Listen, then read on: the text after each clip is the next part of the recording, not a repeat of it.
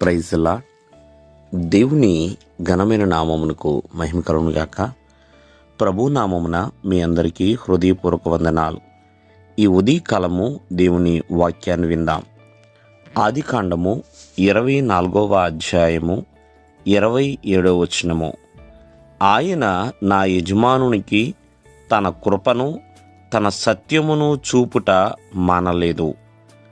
ప్రియమైన వల్లరా, ఇక్కడ అబ్రహాము పెద్దదాసుడైన ఎలియాజరు చెబుతున్న మాటలండి.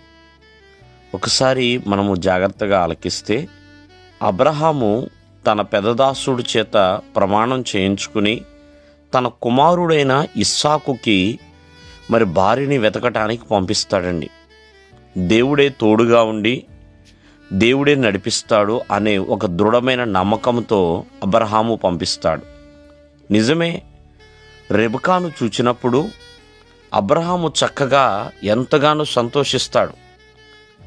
రెబెకా ఎప్పుడైతే ఇస్సాకు దగ్గరికి వస్తుందో, నిజమే, ఎప్పుడు కూడా అబ్రహామును దేవుడు విడిచిపెట్టలేడు. అలాగే అబ్రహాము కూడా దేవుడిని విడిచిపెట్టలేదండి. ఇక్కడ కృప చూపుట మానలేదు అంటే అబ్రహాముకి దేవుడు కృప చూపుట మానలేదు. అన్ని సమయాలలో కూడా దేవుడు తన కృపను తన సత్యమును చూపిస్తూనే ఉన్నాడండి. అబ్రహాముకి కావలసిన దీవెన ఇచ్చాడు, నడవలసిన మార్గములో నడిపించాడు, తన కుటుంబాన్ని ఆశీర్వదించాడు. ప్రియమైన వర్లారా, కారణము అబ్రహాము ఎల్లప్పుడూ కూడా దేవుని యందు నమ్మకస్తుడు కాబట్టి. దేవుని కృప నీపైన ఉండాలి అంటే కొన్ని పనులు చేయాలి. అబ్రహాము చేశాడండి. అబ్రహాము ఎల్లప్పుడూ కూడా దేవుని యందు నమ్మకము కలిగినవాడు, దేవుని యందు నిరీక్షణ కలిగినవాడు. ఎందుకంటే ఎన్నో సంవత్సరాలు దేవుని ఆశీర్వాదం కొరకు ఎదురు చూచినవాడండి. ఎంతగానో నమ్మకము కలిగి ఉన్నాడు కాబట్టి అది అతనికి నీతిగాను ఎంచబడిందండి.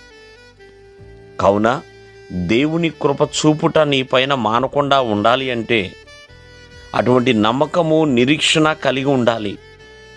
అంతేకాకుండా నిందారహితముగా తను జీవించాడు. దేవుని సన్నిధిలో నిందారహితముగా తను నడుచుకున్నాడండి.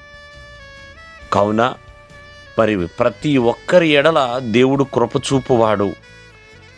దేవుని యొక్క వాగ్దానం సెలవిస్తుంది. ఎందుకంటే ఆయన కృపామయుడండి.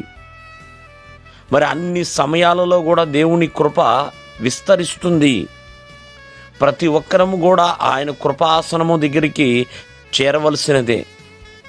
కావున అబ్రహాము వలె నమ్మకముగా నిరీక్షణ కలిగి నిందారహితముగా జీవించినప్పుడు దేవుని కృప చూపుట మన పట్ల మాననే మానడు. దేవుడు మిమ్మల్ని ఆశీర్వదించునుగాక. ఆమేన్.